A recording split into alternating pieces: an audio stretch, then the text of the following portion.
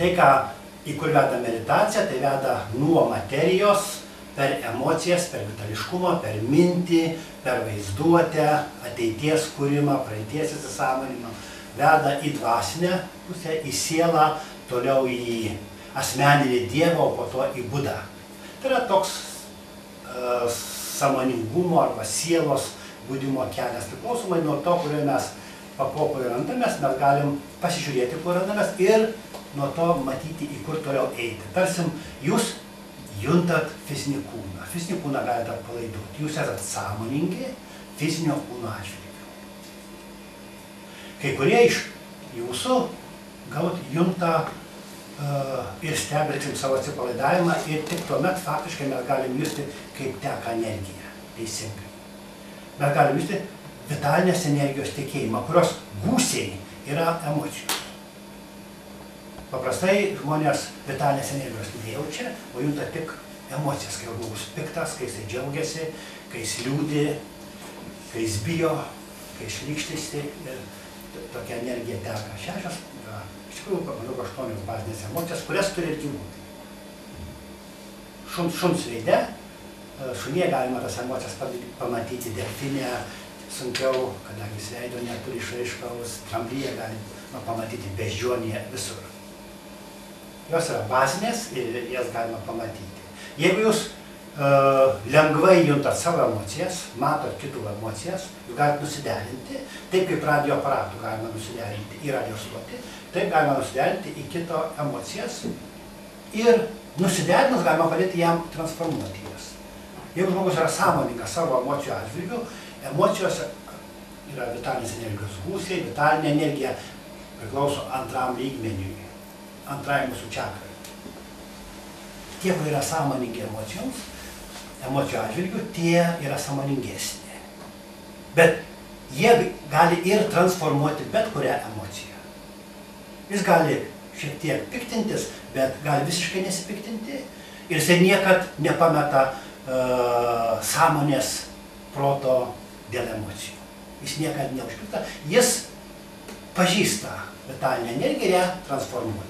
Ar jūs užpykstat ir tampat besaikiai pikti arba besaikiai bijantys, ar liūdintys, drąsūs arba bailūs, priklauso nuo to labai, kaip jūs esat sąmoningi emocijų atžvilgiu.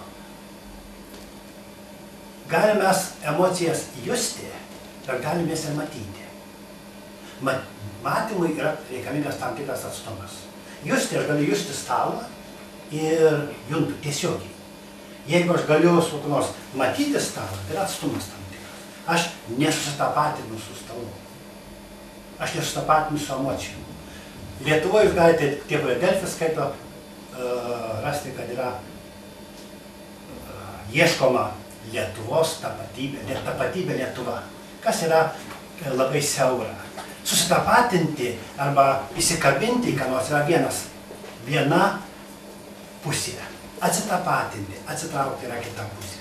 Mes turime išmokti susikabinti su kūnu, kai siela pradeda gimti, jinai viso įsčiaus laikotarpio metu, jinai vis labiau įsikabina į kūną. Kai gimsta vaikas, dar nėra labai įsikabinęs į kūną. Jeigu kūnas dingsta, vaikui net nelabai skauda.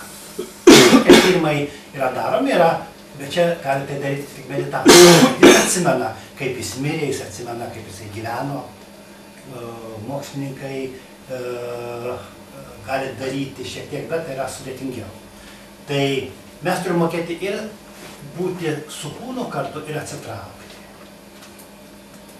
Turėtų nusistovėti labai natūralus atstumas iki kūno, iki emocijų, iki minčių. Ar jūs galite matyti emocijas ar ne? Jeigu galit, tiesiog atsimerkia ir užsimerkia, bet atsimerkia, akis šiek tiek trukdo, yra kitas matymas. Ir tas matymas yra labai naudingas, todėl kad tuomet žmogaus beveik negalima apgauti, todėl kad jis tada matyti, kaip teka energija. Tas pats kaip ir elektrika, jeigu jis turi prietaisą, gali patikrinti, ar teka laidais elektrą, jūs jo neapgausit. Jis mato, ar teka ar ne, jis turi prietaisą.